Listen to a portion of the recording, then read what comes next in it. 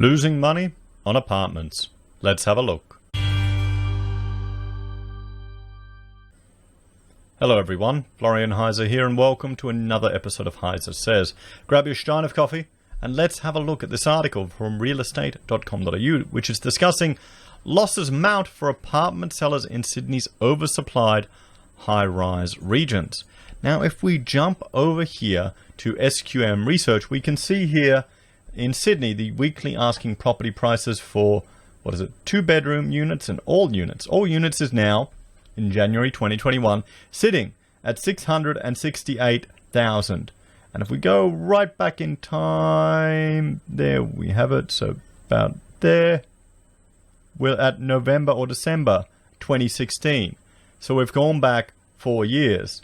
If we have a look here, in 2 beds is 707. We go back. 2017 levels we're sitting. Oh wait, no, wrong one. Back as well. 2016 levels. So apartments in Sydney are back at 2016 levels. We look at properties, so all houses. Houses are at 1.36 million. We go back, and we're not too far back with, back to Feb 2020.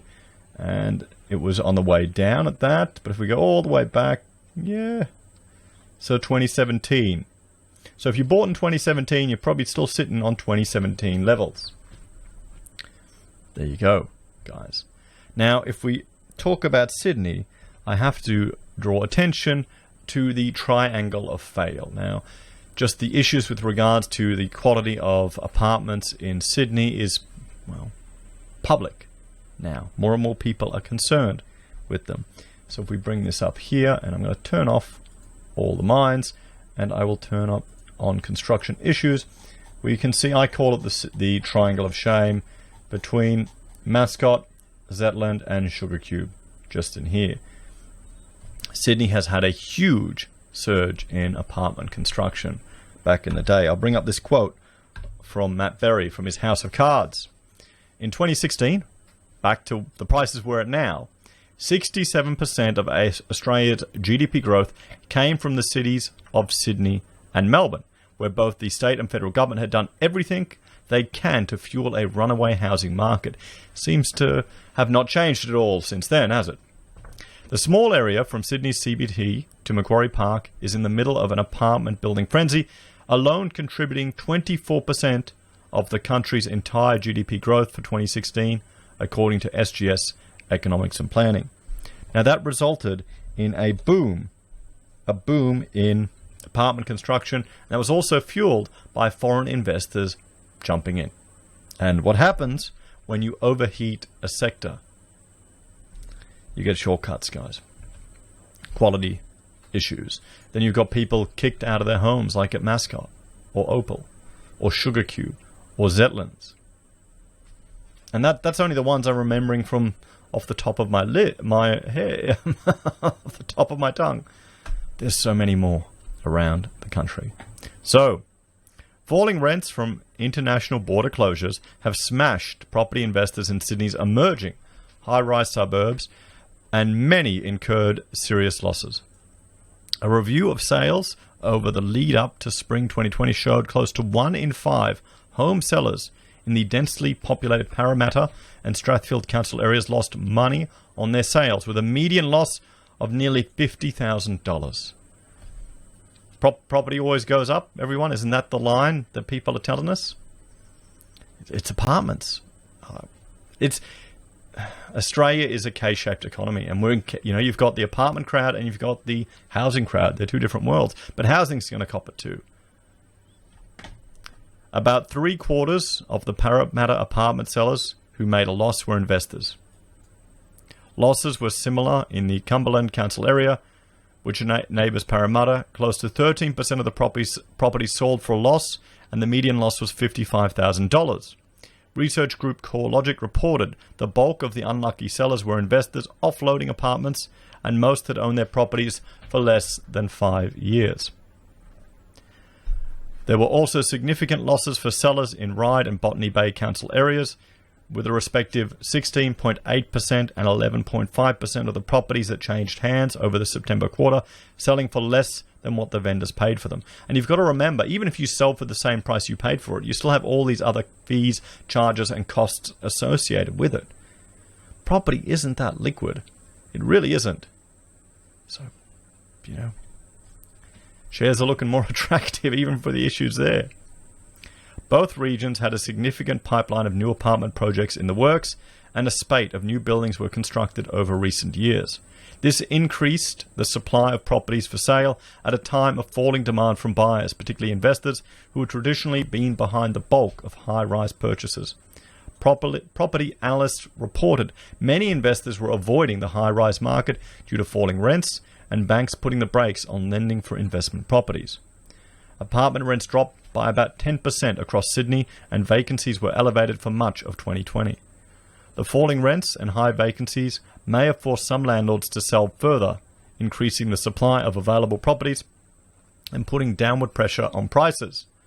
CoreLogic noted in its latest Pain and Gain report that Parramatta in particular endured demand shock from international border closures. Overseas arrivals, including students, have traditionally formed a large share of the tenant pool in the region and other high-rise areas. CoreLogic, head of research Australia, Eliza Owen, said investors were more likely to lose money than owner-occupiers, not just in Sydney but around the country. Losses among owner-occupiers who tend to hold their properties for longer before selling were decreasing, and more were expected to sell for a profit in the months ahead. Ms. Owen said the Australian housing market is expected to improve further in the coming months. What are you saying? How the hell are apartments going to improve in coming months? Is migration going to turn back on? Are international students going to flood the market? JobKeeper is going to be cut soon. JobSeeker is going to be cut soon. Mortgage holidays are coming to an end, and we're about to start seeing insolvent businesses get knocks on the door for payments. Housing market's going to improve because we expect it to.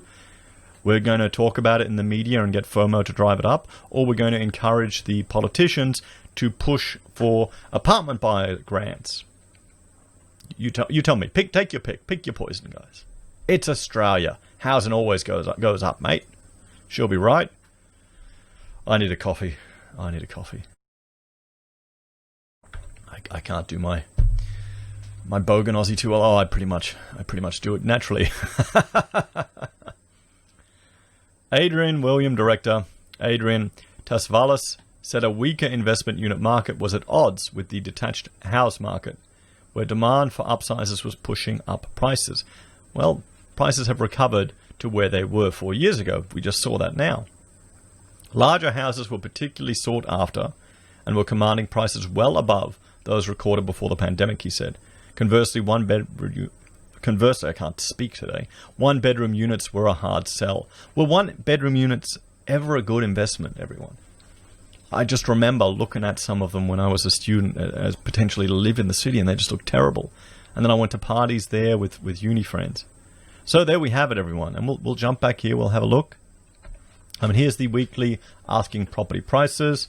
And what else do we want to do? Let's go asking rent for Sydney. Whoa! Look at that. All units are now 451. Okay, let's go back in time. Okay. Rents are now at 2013 levels. 2013, or did that get down to 51? Nope, it didn't. 2013 for units, everyone. Wow. There you go. Let's have a look here at houses. All house rents, 651. In Sydney, we go back 2013. Again, you've lost 7 years in rental growth. Boom. All it takes is one recession. There you go. What do you reckon? What do you think, guys? So, there we have it. People are losing money on apartments. Over 50 grand.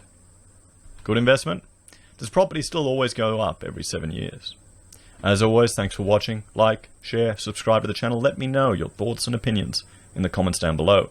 If you're a fan and enjoy the content I cobbled together here, there are a few ways you can support us. You can join us on YouTube or Patreon. You can support us using our affiliate links from Amazon, eBay, Independent Reserve, or AussieBroadband. You can buy our merch from HeiseSays, use Gold Pass from the Perth Mint, or support us via PayPal. Take care, everyone, and I will see you all next time. Bye for now.